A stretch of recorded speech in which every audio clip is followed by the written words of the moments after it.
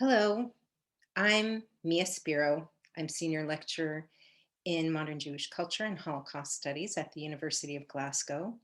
And I'd like to thank Rabbi Harvey Belofsky for inviting me to speak to Golders Green Synagogue today.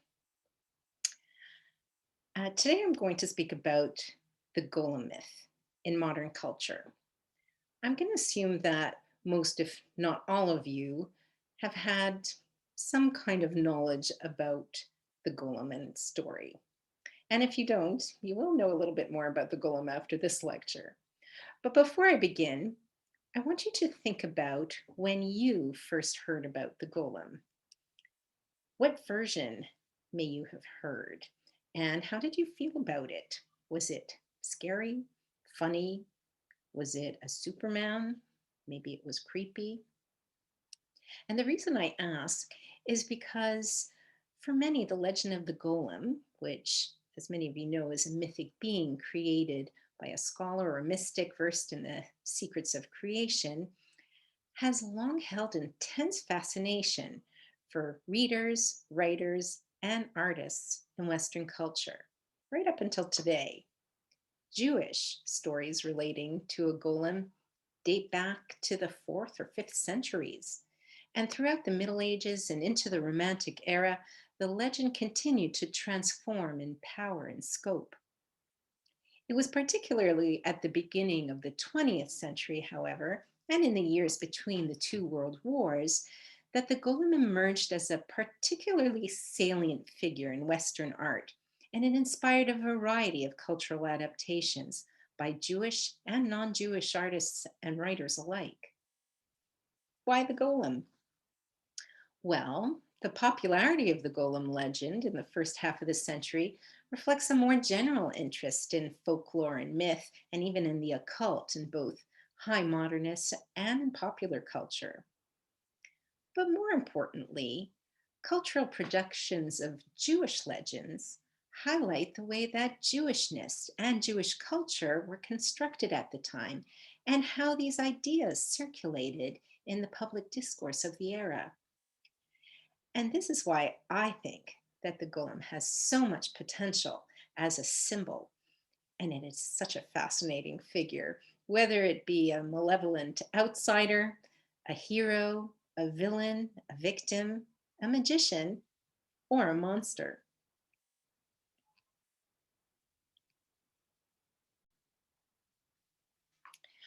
Well, I asked you to think about how you may have heard about the golem.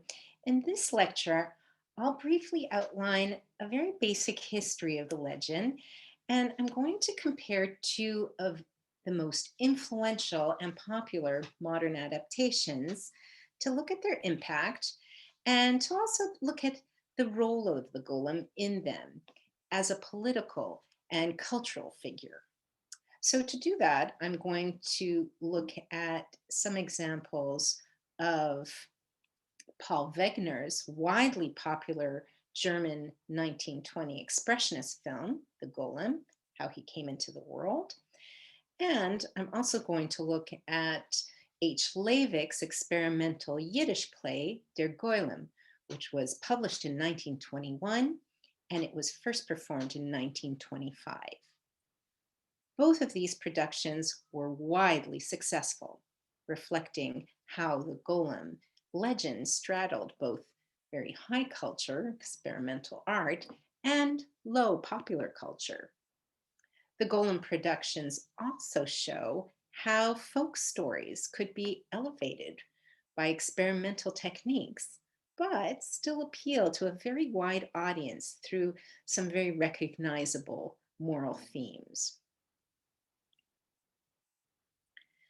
There are numerous scholars of fairy tales and folk culture who observe that fantastic figures like monsters and ghosts or giants mirror the anxieties and fears of society, and they emerge more vigorously at points in time and history when transition and cultural stresses are most pronounced. And you can even think about um, vampires and zombie films in the past 10 years. It should not be surprising then that the first half of the century saw numerous versions of the Golem legend reinvented and transformed in literature, art, drama, and film. It was the same time that anxieties about migration and persecution and national belongings became paramount. There were novels and novellas by Jewish authors like Yudel Rosenberg and Chaim Bloch. There was a very famous adaptation of Gustav Meyrink. There was poetry by Hugo Salas and Borges, an opera by Eugene d'Albert, Paul Wegener's silent horror film that we'll be speaking about, and the Yiddish play by H. Levick, Julien Duvivier's Golem film, and there were just numerous golems in visual art, all demonstrated how this mythic Jewish humanoid came to symbolize some of the wider modern European political and social tensions. The moral lesson of the Golem stories, on the other hand, and whether he is superhero or monster, has varied widely, and it often depends on who's doing the telling. Common to its many folk and oral variations, the golem is always an artificial humanoid. It's most often made of clay and brought to life through supernatural means. In most of these narratives, a rabbi or a mystic creates the golem in order to serve the Jews or protect them from anti-Jewish violence. But sometimes the creature grows too strong and wreaks havoc or even kills its creator. Moreover, one of the golem's most interesting characteristics is that it cannot speak, this being a trait particular to humans. And what's interesting is that in the folk and oral traditions, the physical features of the golem are never described in much detail. This means that the amorphous creature's simultaneous power and also lack of agency, and the fact that it doesn't have specific physical attributes, means that it can occupy a number of subject positions. It can be reimagined as a storyteller or artist sees fit. And I'll give you a few examples here.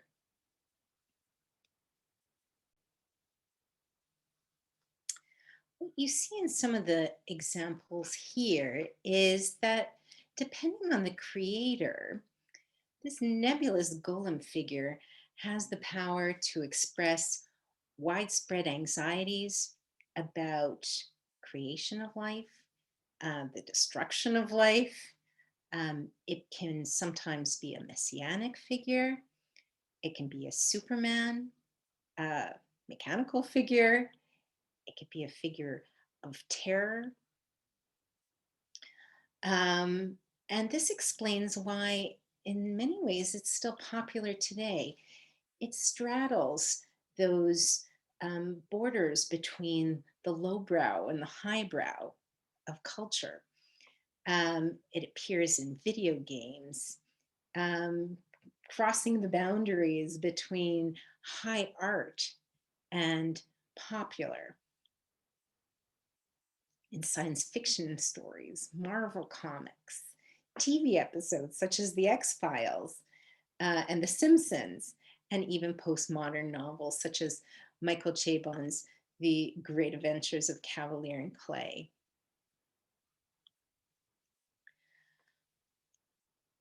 By the 1920s, however, some version of the Golem legend would have been recognizable to the average German and Yiddish speaking audience member.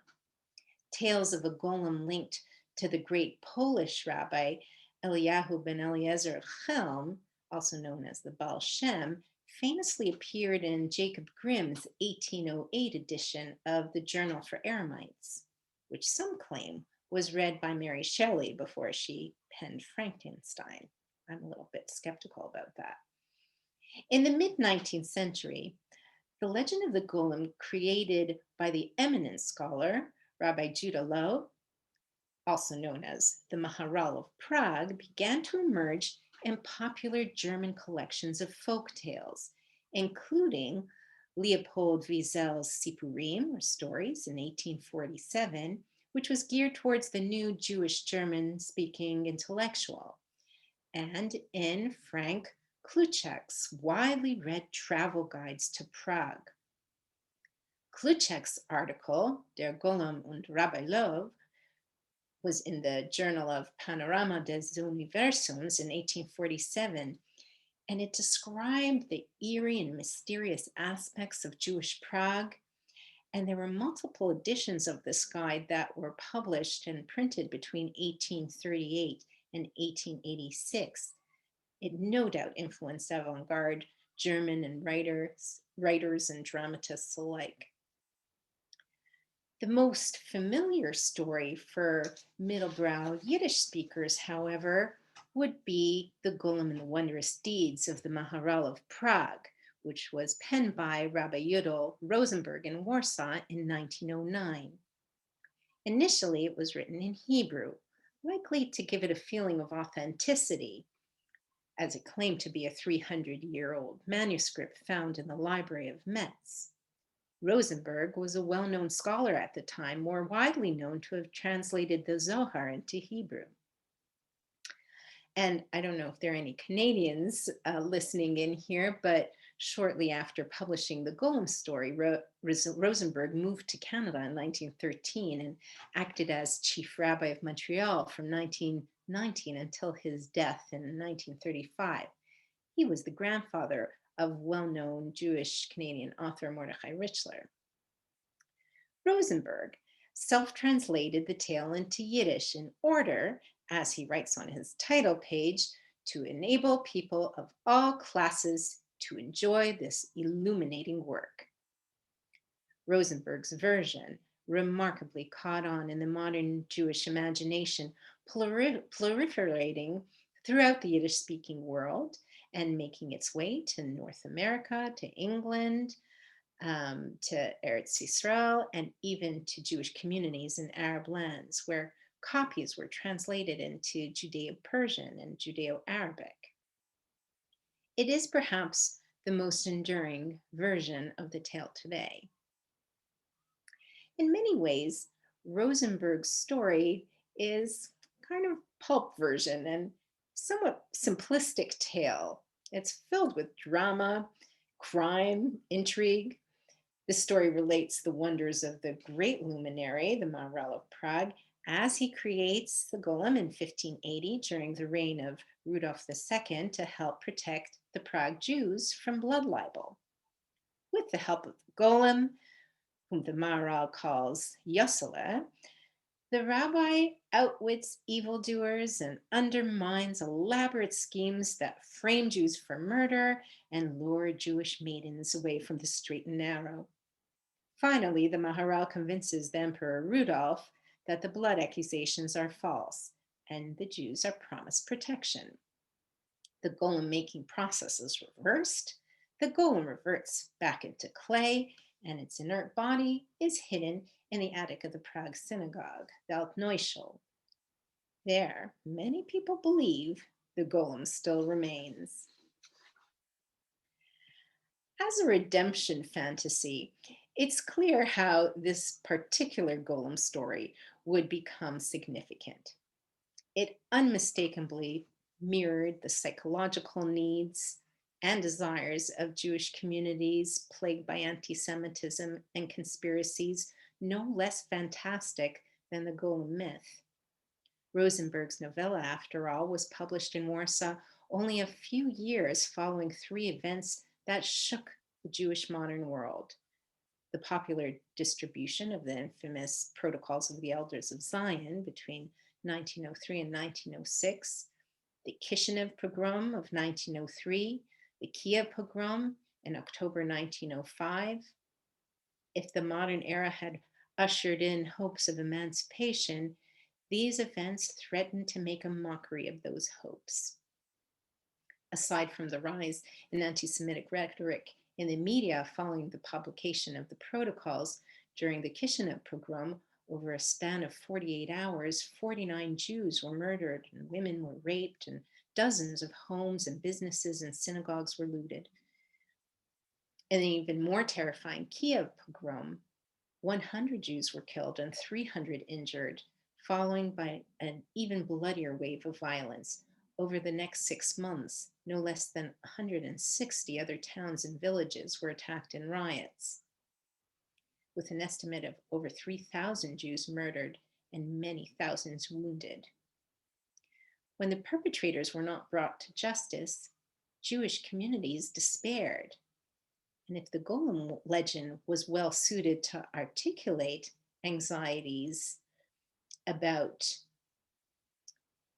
Jewish persecution, it was also more specifically related to dilemmas arising within Jewish communities of how to grapple with the theological and the philosophical questions regarding how to react to that subjugation and persecution. Should they wait out the violent times? Should they pray and have faith for a messianic redemption? Or is the answer perhaps armed resistance or reimagining a new muscle Jew and a dream of a Zionist homeland? At the same time, from the outsider view, as hundreds of thousands of Jewish refugees from Russia and Poland and Lithuania and Galicia migrated to major European cities in the wake of these devastating events, for many Western artists and writers, the figure of the uncanny or monstrous Jew came to reflect modern concerns more generally, especially in Germany. The migration of 70,000 Jews from Russia and Poland and Lithuania and Galicia, 45,000 of whom settled in Berlin, brought a new consciousness of who belonged and who did not. The contrast between the assimilated modern German-born Jews and the Ostjuden, those recent immigrants from Eastern Europe with different modes of dress and cultural habits, added to the discomfort or uncanny slippage between who belonged and who did not.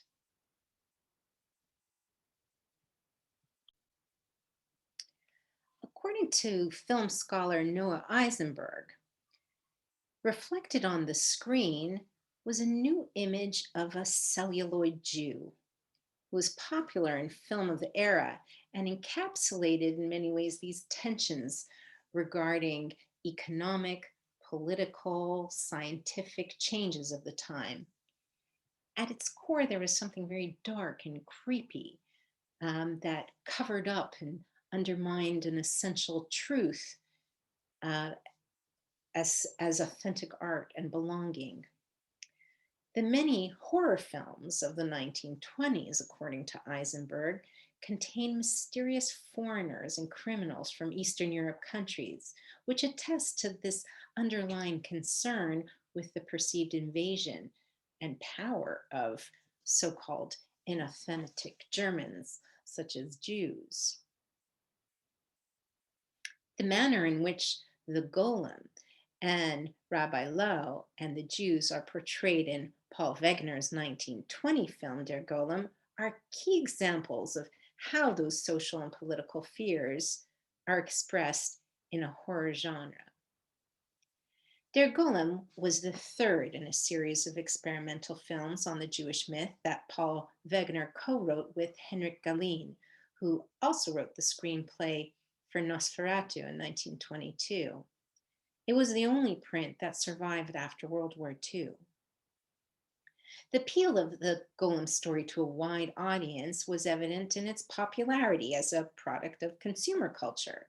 Wegener's film sold out at the Berlin premiere at Ufa Palast am Zoo on October 29, 1920, and it played to full theaters for 2 months straight after being distributed throughout Germany and then internationally. The plot of the Golem film is rather straightforward. It's very typical of a Gothic and Expressionist horror genre that was popular at the time. The rabbi creates a golem as a symbol of his own power, and he displays his magic art in a court spectacle. The emperor is so impressed that he rescinds his decree to expel the Jews. Even so, the Jews' troubles are not over when the golem, overcome with desire for the rabbi's daughter, Miriam, goes on a rampage. He's finally destroyed by a cherubic looking child, who you see in this image, playing outside the gates of the ghetto. She fiddles with his life giving Star of David on his chest and removes it, thus killing the golem. Now, if the story seems rather simplistic, the aesthetics of the film were extraordinary and conveyed a multitude of additional layers and meanings. And I'll show you some examples now how Wegener uses very explicitly modernist and experimental strategies in a way that fuses Jewishness with ideas of transformation and also of modern technology. So Jewishness and the medium of film become fused as something that's a haunting magic of ancient cultures. To give Wegener credit, his silent film does highlight the plight of Jews as victims of oppression. But it also disturbingly casts the golem, and by extension, the Jews in the film, as an allegory for some of the very negative and distressing aspects of modernity. The expressionist aesthetic of the film itself communicates a sense of unease and apprehension that's specifically linked to Jewishness. The style and lighting of the set, the spatial and temporal jumps, and even some of the gestures of the golem link the golem with feelings of very eerie discomfort. And at the same time, they implicitly convey a very hostile mindset towards the real Jews as the source of these unsettling feelings. So I'll give you some examples here. The film opens with Rabbi Lowe, suffused in bright light, consulting the stars to see the fate of the Jews of medieval Prague, only to discover that disaster awaits. Moments later, we see the emperor in his court as he decrees to expel all the Jews from Prague. Wegener's use of light and shadow was meant to convey an emotional effect.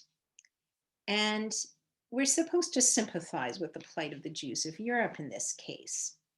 However, when you look closely at the media of the way that film and light is used, you see how Wegener is trying to imbue Rabbi Love with some of the atavistic qualities of a wizard from the Dark Ages. The light shining from the stars in the previous image I just showed, or the light shining in from the window in this image emphasizes his old age. It casts the rabbi as very dignified and wise. And yet, on the other hand, his movements are always descending. He's always going downstairs from an outside world to darkness and kind of underworld of mystery and creation, where he makes Faustian pacts with the devil to create his golem. And here he is creating the golem. And there's something very transgressive about this creation as well. And we get that eerie, evil feeling. The film set as well conveys a morose, dark, and threatening and almost claustrophobic atmosphere of the Jewish ghetto. The buildings are otherworldly, they're curved and warped in a manner that gives an impression of endless confusion, with tunnels and secret rooms adding to the impression of mystery. The Jews in the ghetto, who you see here in crowds, as well as their children, are faceless caricatures. And they're identified in terms of a murky otherness, in eerie spaces of urban excess. It's a slum. The ghetto here is a slum. When you look at the figure of the golem itself in the film too, we can find some interesting ways of the way the Jew, the so-called iconic Jew, symbolically stands to define who belongs and who does not. Now, in this image, you see him rather Slavic looking, but there's also in his dress and in the hair, there was something linked to ancient Eastern superstitions. There's something Oriental about it, reflecting at that time the German discourse on Jewish difference as well. He also slips uneasily between the categories of animate and inanimate. No doubt a self-reflexive gesture to the art of filmmaking, the golem looks real, but he moves very mechanically. And like many created beings, and like many works of art, he is unpredictable. He thus participates in a discourse not only about Jewishness, but also about modernity and about the larger conversations about technology and modern art, as some of the older and more traditional cultural institutions begin to unravel at that time. And perhaps the most telling detail that points to this and points to the golem as a symbol for anxieties around power and control and belonging is the way in which the golem is destroyed in the film. And as I explained very briefly, there's a subplot of the film which involves a love affair between the golem and the rabbi's daughter and a knight in the court. So the rabbi's assistant is jealous because Knight is in love with Miriam, the rabbi's daughter, who he's in love with. And so he orders the golem to go after the knight, and this unleashes a force of passion and violence. And the creature goes on a rampage.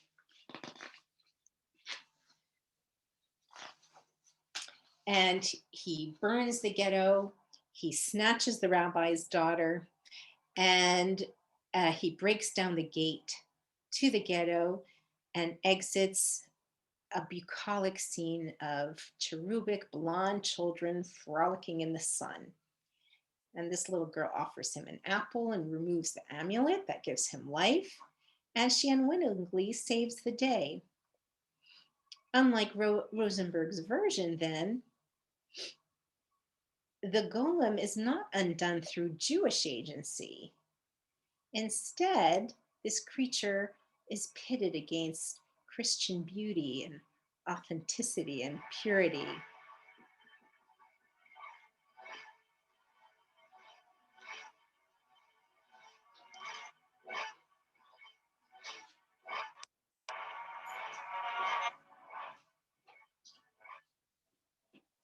I'll just show you the ending of this.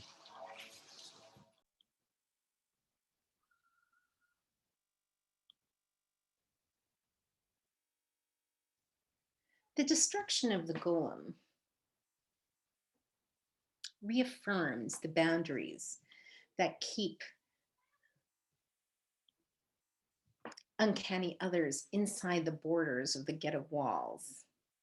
And at the same time, the viewing audience of the 1920s sits and watches in the dark, silently accepting these stereotypes of Europe's Jews. Perhaps it's not surprising then, when other golem stories were banned by the Nazis in the 1930s, this film was not. Just 1 year after Wegener's film, Leivik's play Der Golem, or a dramatic poem in 8 parts, as he referred to it, was published in Yiddish in a prominent literary journal in New York that publicized the newest Yiddish avant-garde poetry and art. Somewhat unexpectedly, when a version of this dense and difficult work was adapted for the stage and performed in Moscow in 1925 by the Habima Theater, and This was not the Habima Theater version that you see in the image here, but rather at Lodge's Municipal Theater.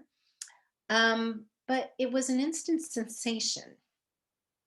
The play continued on tour in Austria, Germany, Britain, the US, and in British Mandatory Palestine throughout the 1920s and 30s, and even throughout the war. It was its avant-garde set design and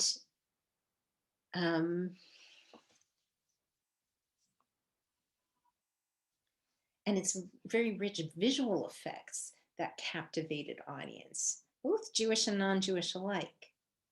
Since then, it has run over 400 performances internationally, if not more. In contrast with Wegener's film, this was clearly an attempt to define subjectively a Jewish cultural stance and to affirm it in a Jewish language. Leivik's play was also presented a very clear link to the politics of the day by grappling with some of the theological and philosophical questions that Jewish communities faced, namely how they should react to persecution.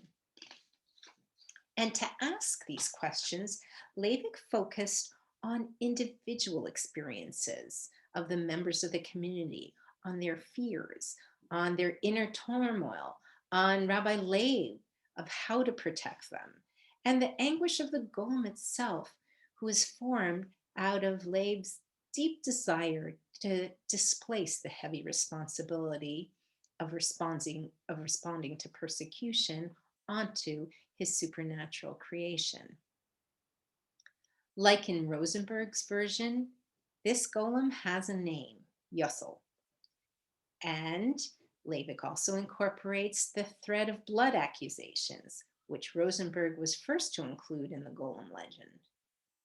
Blood and the subjectivity of human experience and perspective are key recurring themes of the play. But where Rosenberg's version is a pop chronicle that's clearly intended for a wide popular audience, Leivik's emphasis is in the realm of the subconscious. It's a surrealist experiment, and the allegorical manifestations of anguish and paranoia and violence that plagues the Jewish communities, not of medieval Prague, but of 1920s Europe, is paramount here. And Leivik had good reason for emphasizing the desolation facing the Jews of Europe. In 1906, when he was only 18, he had been sentenced to forced labor and permanent exile in Siberia for revolutionary activities. He was smuggled to the US the same year that Rosenberg set sail to Canada, and he wrote Der Golem while living in Philadelphia. Similar to Wegener, Leivik uses experimental strategies to highlight the extreme emotional impact of persecution. He contrasts dark and light, candles spontaneously blow out, specters come to life. There are symbols such as axes and vials of blood and wounded characters that appear and disappear throughout the play. All of it leads to a feeling of confusion and doubt about whether a solution to the problem of anti-Semitic violence can be found. Leivik's Golem is neither a superhero nor a monster. He is rather a physical manifestation of the despair and struggle with ideas of salvation, faith, and power. Often, this play is interpreted as a pacifist manifesto. Notably, one character pleads, "Stop killing, halt civil wars." But more to the point, the play underscores the choiceless choices facing the Jews and Rabbi Leib as a leader of a community in crisis. The play appears to ask, what happens when the only alternative to persecution appears to be violent resistance?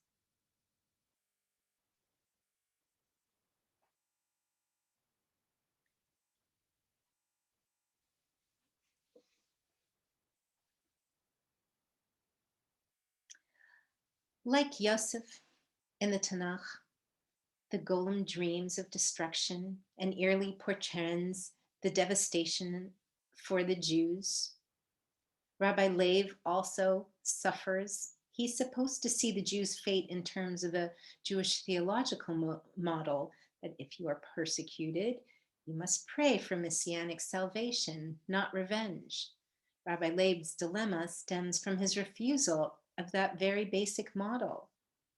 As he tells God, "You open my eyes, I can see them, blood libels, blood and fire and destruction.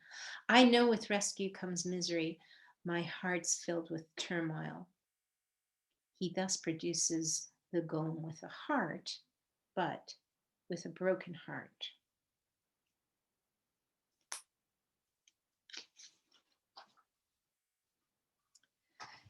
The themes of the play out in some of the images that accompanied the published play script and other images of the golem in art leading up to World War II.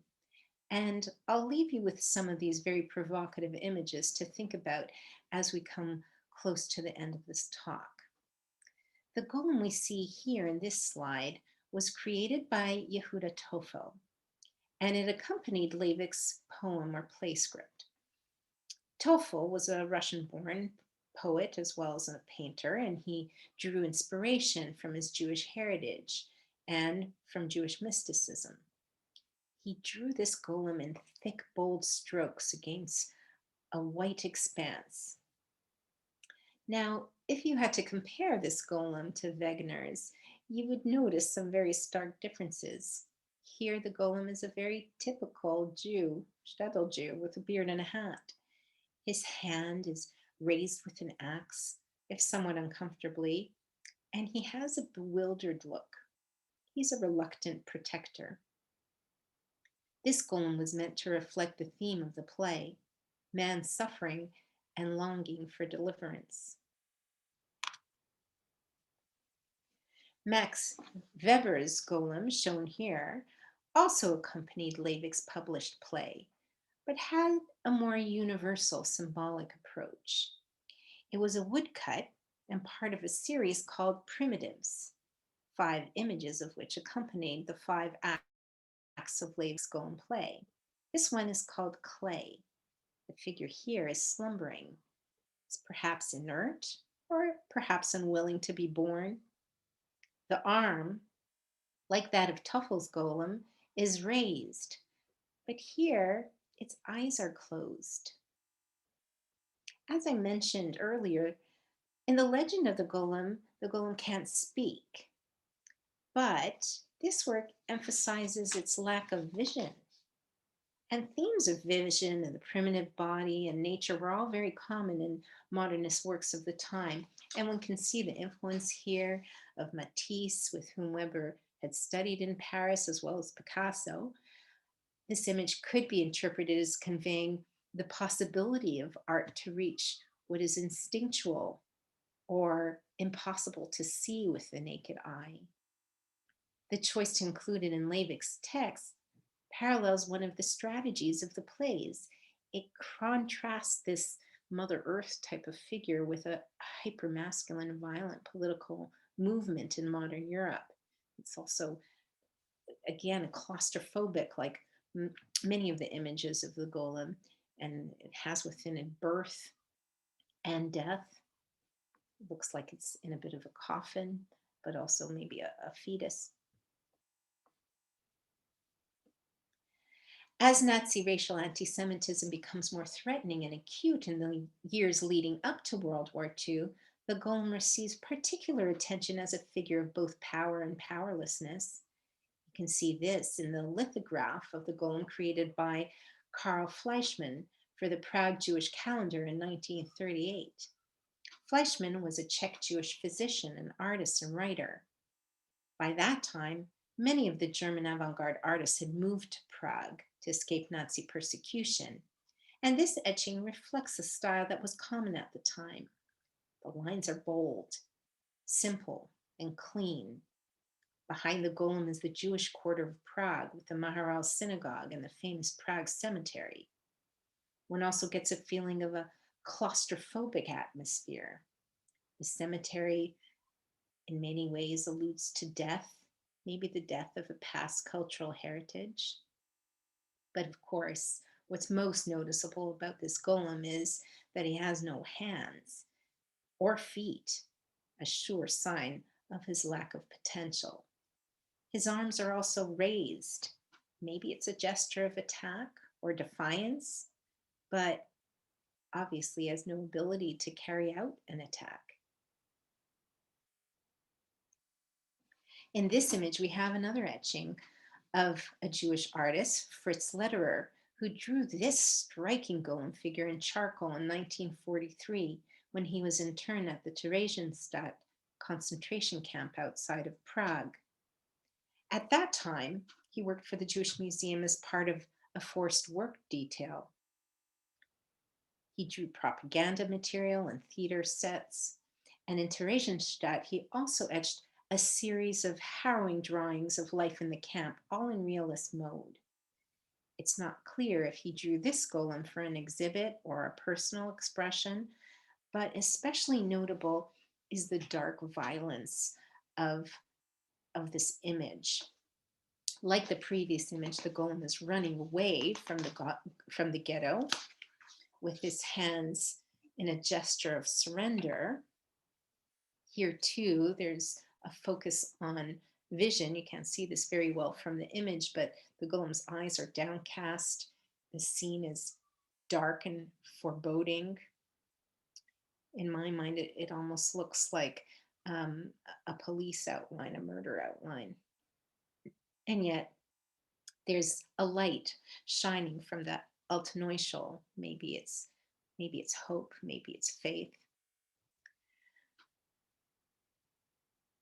So just to conclude, the nuances of the golem in the film and paintings uncover the power of this figure to highlight difference, maybe sway political ideologies. It could influence public opinion, perhaps, by reaching a far more extensive and varied audience than one might assume. And while no one, not even Letterer, could yet imagine the true fate of Europe's Jews in the Shoah, it is clear that, on the one hand, popular anti-Semitic images, like those in Wegener's film, contributed to the impression that Jews were indeed threatening to the body politic.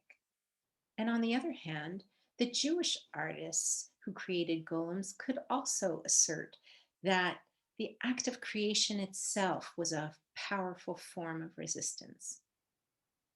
This is echoed perhaps best by Isaac Bashevis Singer, who in 1988, following a golem exhibition in New York, wrote, "I am sure that none of the worldly writers like Leivik or Gustav Meyrink and others believed that a golem did exist and worked all the miracles ascribed to him. But I'm convinced that these writers felt in the legend of the golem a profound kinship to artistic creativity." The golem maker was essentially an artist. And as a creative mediator of responses to the situation of Jews in modern Europe, the golem figure demands that we not only look at how monsters and superheroes are made in Jewish history, but also how they are let loose when the real world becomes monstrous. Thank you.